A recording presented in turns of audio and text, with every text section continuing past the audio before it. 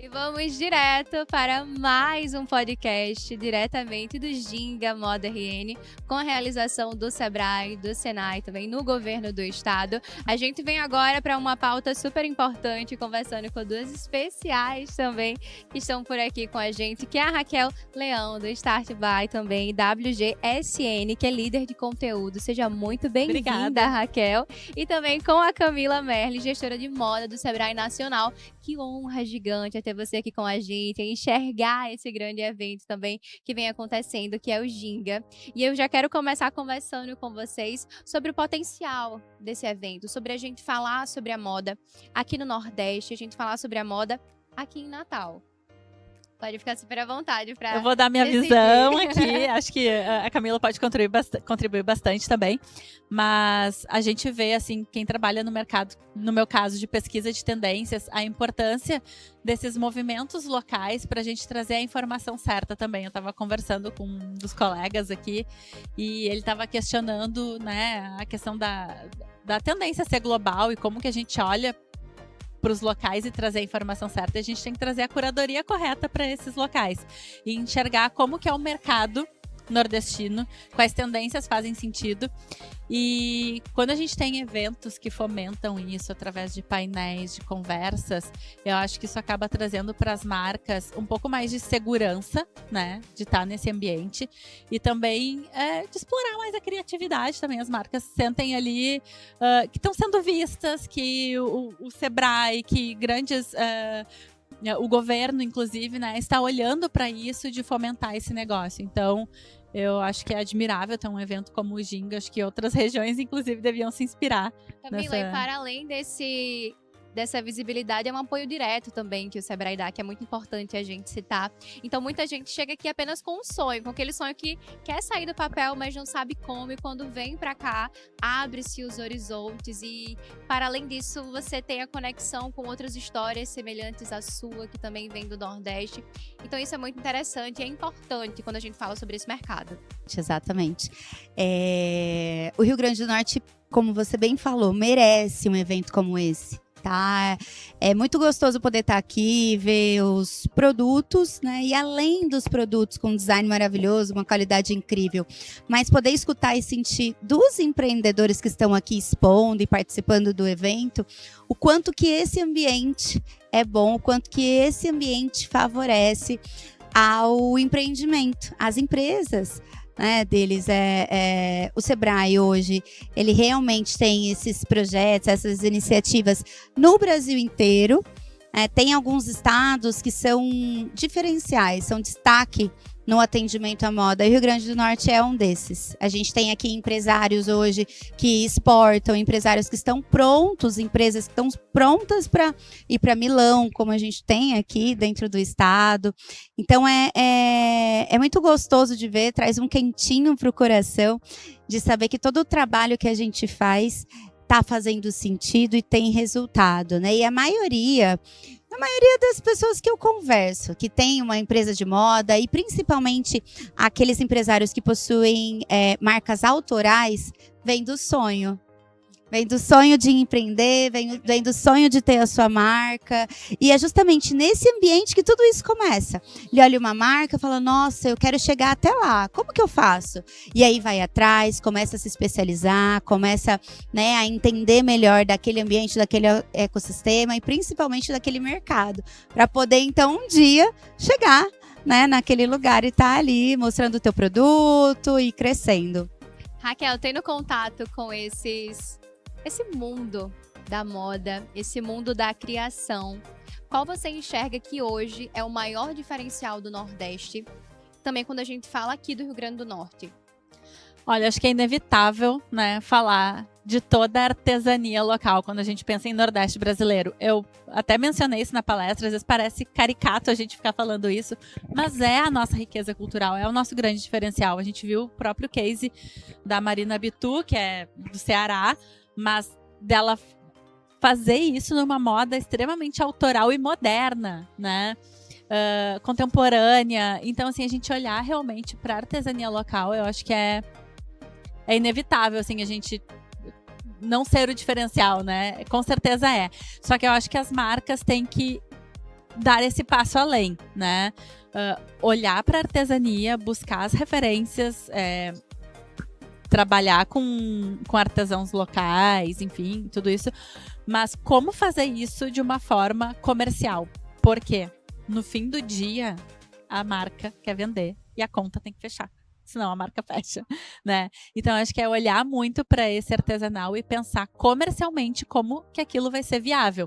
E aí entra, claro, a questão das tendências. Eu acho que existe isso de aliar a referência local com tendências globais que fazem sentido comercialmente para as marcas, porque é aí que tu vai conseguir fechar realmente a conta, que nem eu falo, no final do dia, e a marca ter sucesso, né?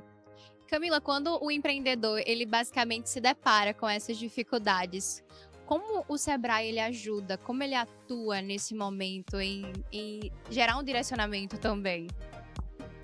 Ótima pergunta.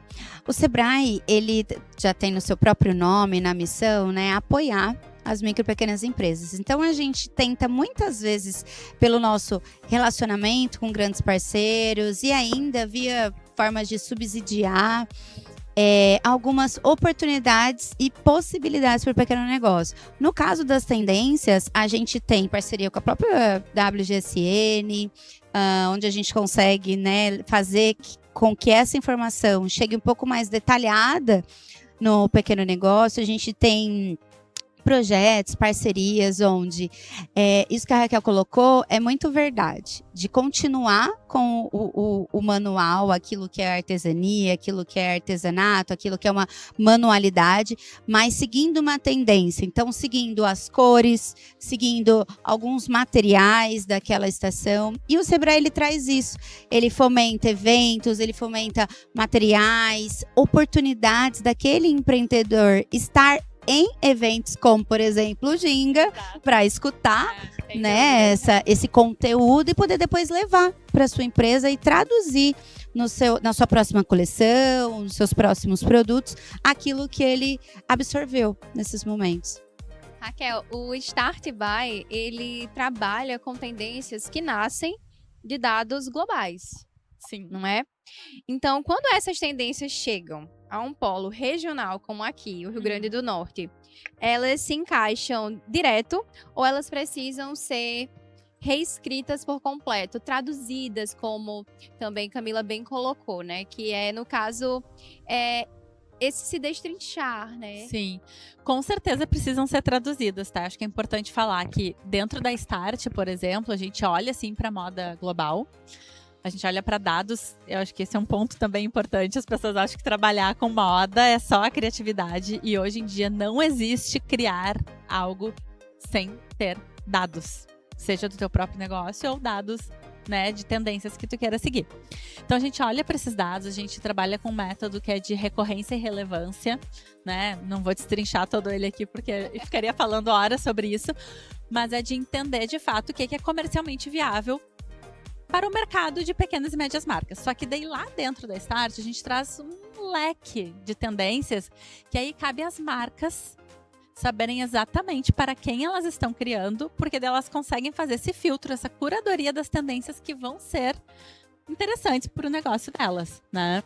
Então a gente olha para o todo, entrega esse todo através de dados de recorrência e relevância, e aí as marcas têm que saber muito bem quem são os seus consumidores para saber quais tendências apostar. Mas toda a informação ali, ela já é traduzida para pequenos e médios negócios, vamos dizer assim. E aí, quando a gente fala de perfis específicos, é mais sobre, tipo, o perfil da tendência mesmo que vai atender alguma marca ou outra. E essa ligação também que o Sebrae faz em trazer a visibilidade para o nosso mercado aqui, também no Rio Grande do Norte, é de mostrar que existem essas possibilidades, que existe esse conhecimento, né, esse estudo. E muitas vezes o microempreendedor do interior daqui não imagina. Muitas vezes a gente vai comprar um produto, eu falo como consumidora mesmo, e a gente chega no stand e diz, não é porque eu não sei ler, eu não tenho Pix, se o pagamento puder. Então, é sobre uma dor também que a gente fala, e ter esse conteúdo ele destrinchado é muito importante. E o Sebrae faz isso muito bem, gera essa conexão. Tem esse lado muito humano também, não é, Camila? Sim, com certeza. A gente é até uma pauta de acessibilidade, né? Acredito ali, de transformar o que a gente tem hoje de conteúdo e diferencial, possibilidade de diferencial competitivo para as nossas micro e pequenas empresas, né? Porque a gente sabe que, e ainda mais falando de moda, a gente está falando daquela que talvez começou num puxadinho de casa ou num quartinho no fundo da casa. Realidade de muitas marcas, né? Exatamente. Então a gente está falando de um universo muito, né, amplo e diverso. E aí é o nosso papel, sim, poder atuar para que o conteúdo, o conhecimento que possa trazer maior competitividade para as nossas empresas, ele seja acessível a todas nessas empresas apoiadas. Perfeito. Raquel, entre as tendências que você tem discutido, como o chamado resgate ancestral, existe algo que já está sendo feito há décadas, né? Que no caso bordadeiras, rendeiras, nordestinas.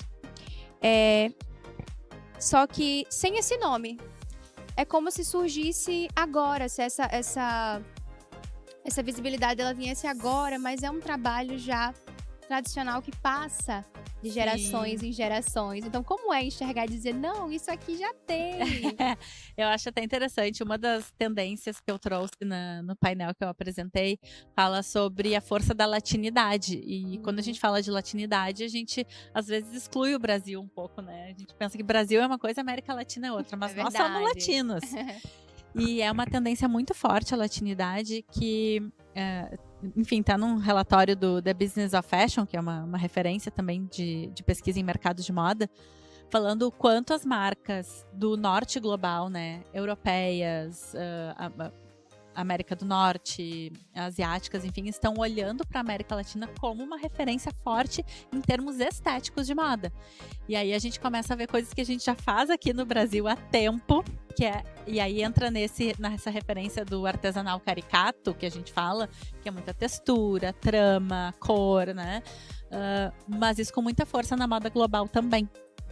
E eu acho que é inevitável, assim, quem trabalha com pesquisa, na verdade, a gente está sempre olhando esse ciclo se repetir, né? Então, as coisas vão e vêm. Existem coisas que o artesanal, ele não é uma tendência, ele é algo que existe e quem gosta busca isso. Mas existem picos, né? E acho que a moda é muito sobre esses picos. Tem coisas que vão estar sempre sendo importantes no mercado, como o artesanal, mas existem esses picos. E eu acho que é algo que a gente está vivendo agora, é esse pico da latinidade com foco nessas culturas locais. E aí a gente fala de Nordeste brasileiro, a gente fala de referência da moda peruana, da moda colombiana também. Então... Esse é o mais interessante, porque não é linear. E a marca, ela pode usar isso ao favor dela, porque quando a gente pensa em picos, a gente imagina, não, gera um certo receio, gera... Como funciona? Eu acho que inclusive as marcas, elas têm que ter um olhar bem atento para as tendências, no sentido de, tu usou bem essa palavra, usar a seu favor, que às vezes não é o produto em si, mas a comunicação. Então, às vezes tá uma tendência forte rolando, não é exatamente o produto que eu apostei, mas eu posso apostar naquilo no styling, na forma de comunicar os meus produtos dentro da minha marca, de oferecer isso para o consumidor. Então, a tendência não é só o produto em si, né? Ela fala... É sempre reflexo de um comportamento de consumo. E aí, acho que as marcas têm que estar atentas a isso também, para olhar esse ciclo e poder conversar com o público. Acaba sendo um conjunto. E é inevitável a gente pensar que a inteligência artificial, ela vem com tudo, né? Ela já entra na previsão de tendências também. A gente vê muitas marcas usando agora.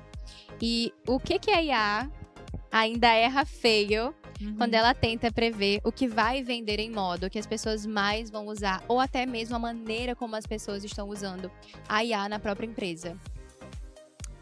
Boa pergunta. Olha, hoje a gente está num super avanço aí de inteligência artificial. Até quando a gente fala de dados, é um grande aliado para nos entregar dados.